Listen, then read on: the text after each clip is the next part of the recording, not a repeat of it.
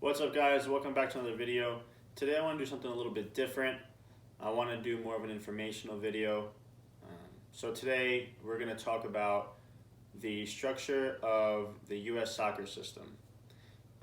I want to give you guys an idea of what it looks like, what's involved in every tier, perks, benefits, and all that jazz. So if you like this style of video, if you think you want to see more going forward of stuff like this, let me know in the comments, drop a like, let me know what else you'd want to see, questions, comments, all that.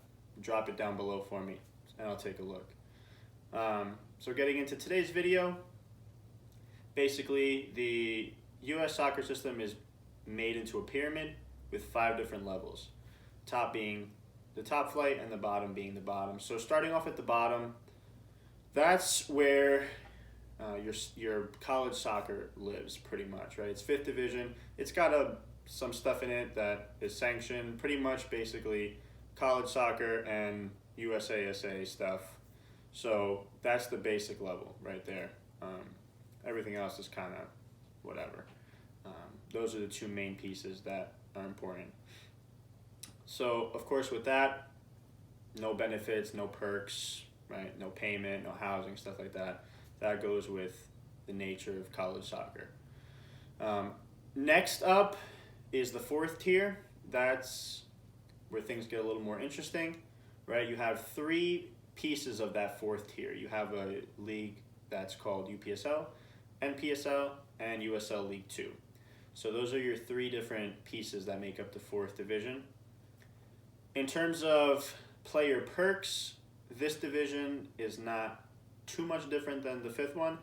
I have only heard a small amount of people say they've gotten housing or anything like that among the USL 2, NPSL, and UPSL teams, but mainly not too much perks.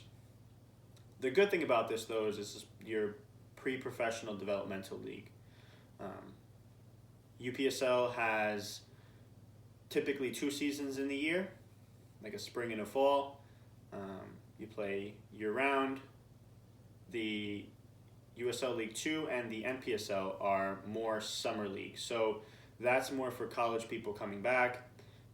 As a college student, it's tough to play UPSL because you're going to be at college for pretty much the majority of the season. So if you are a college kid coming back looking to play some soccer and advance the game a little bit, then I would highly recommend looking into NPSL and USL League 2. They're pretty much tailored perfectly for college students. You play while you're back, and the season runs for when you're here. And then when you leave, the season's pretty much over.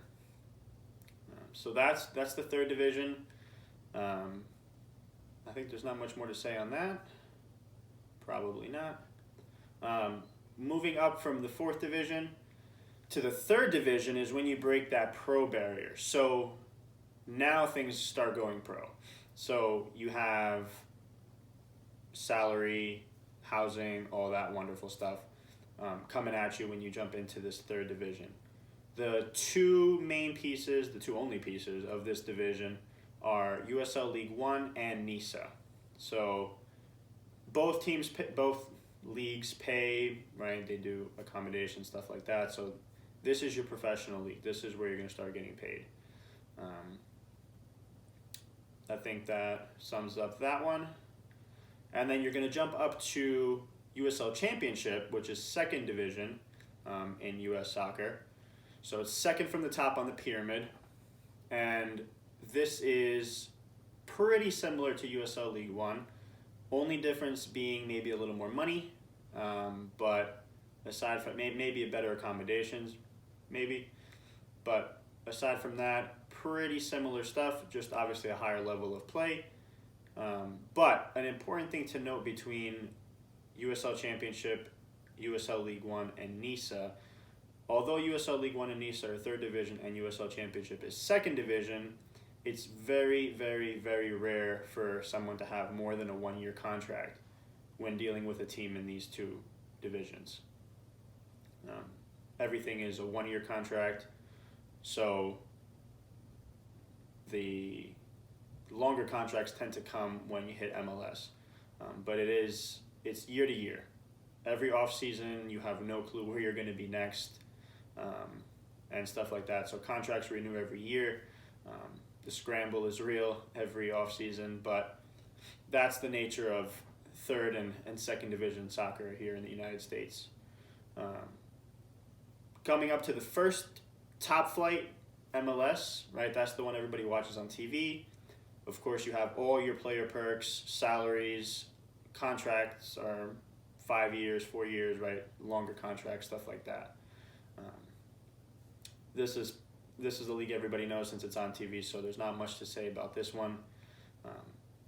But the fact is, there is no relegation and promotion within the soccer system for the United States, right? So where in Europe you'll see second division teams that finish top move up to first division, and those in the first division that get relegated go down, and all that throughout second, third, fourth, fifth division.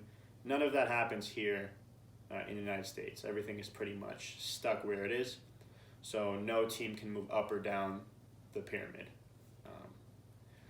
But how that is everybody's opinion, whether they like it or not. But basically, what I would recommend for anyone looking to play is going to be definitely look in your area for any USL League 2, NPSL, or UPSL leagues, or teams, I should say. Find what's close to you, see who's around and all that.